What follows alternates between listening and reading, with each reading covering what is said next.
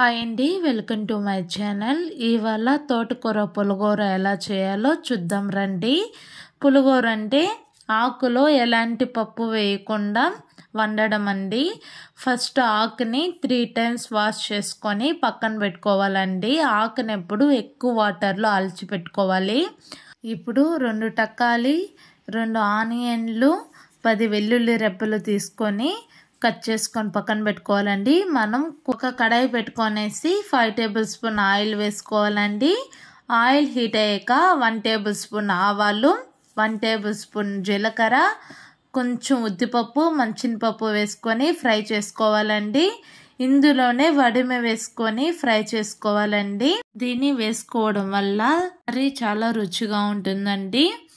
ఇప్పుడు 10 ఎండుమిర్చి వేసుకొని బాగా ఫ్రై చేసుకోవాలండి ఒక 5 minutes వరకు. ఇదే ప్లేస్ లో గ్రీన్ చిల్లీ కూడా మీరు యూజ్ చేసుకోవచ్చండి. బాగా ఫ్రై అయ్యాక మనం కట్ చేసి పెట్టుకున్న ఆనియన్, టమాటో ఇందులో వేసుకొనేసి ఒక 10 minutes వరకు సిమ్ లోనే ఫ్రై చేసుకోవాలండి. ఎవరైతే మన ఛానల్ని ఫస్ట్ టైం చూస్తున్నారో ప్లీజ్ లైక్ చేయండి, సబ్స్క్రైబ్ చేయండి, షేర్ చేయండి.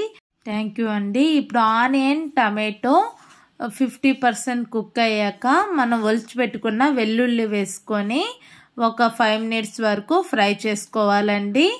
మనం నీట్గా కడిగి పెట్టుకున్న కూరాకుని ఇందులో వేసుకొని బాగా ఫ్రై చేసుకోవాలండి. ఇప్పుడు వాటర్ అంతా యాడ్ చేయకూడదు. ఒకసారి గరిటెతో బాగా కలుపుకోవాలండి. ఆయిల్లోనే ఒక 10 minutes వరకు ఫ్రై చేసుకోవాలి. మూత పెట్టుకొని ఒక 3 minutesకి ఒకసారి ఓపెన్ చేసి ఇలాగా కలుపుతూ ఉండాలండి. అప్పుడు ఆకు త్వరగా ఈజీగా కుక్ అవుతుందండి. ఇప్పుడు 1 tablespoon ఉప్పు వేసుకొని ఒక 2 minutes ఫ్రై చేసుకుందామండి. ఒకసారి ఓపెన్ చేసి చూద్దామండి. ఆకు చూడండి ఎంత బాగా కుక్ అయ్యిందో. ఇప్పుడే కొంచెం పసుపు యాడ్ చేసుకొని కుక్ చేసుకోవాలండి. చూడండి, మనం కొంచెం కూడా వాటర్ వేయకుండానే పెట్టుకొని ఒక 2 minutes వరకు కుక్ చేసుకుందామండి. ఇప్పుడు 1/2 glass వాటర్ వేసుకొని మూత పెట్టుకొని ఒక 10 minutes వరకు కుక్ చేసుకుందామండి. ఒకసారి మూత ఎత్తుకొని చూసిన తర్వాత బాగా కుక్ అయిపోయిందండి.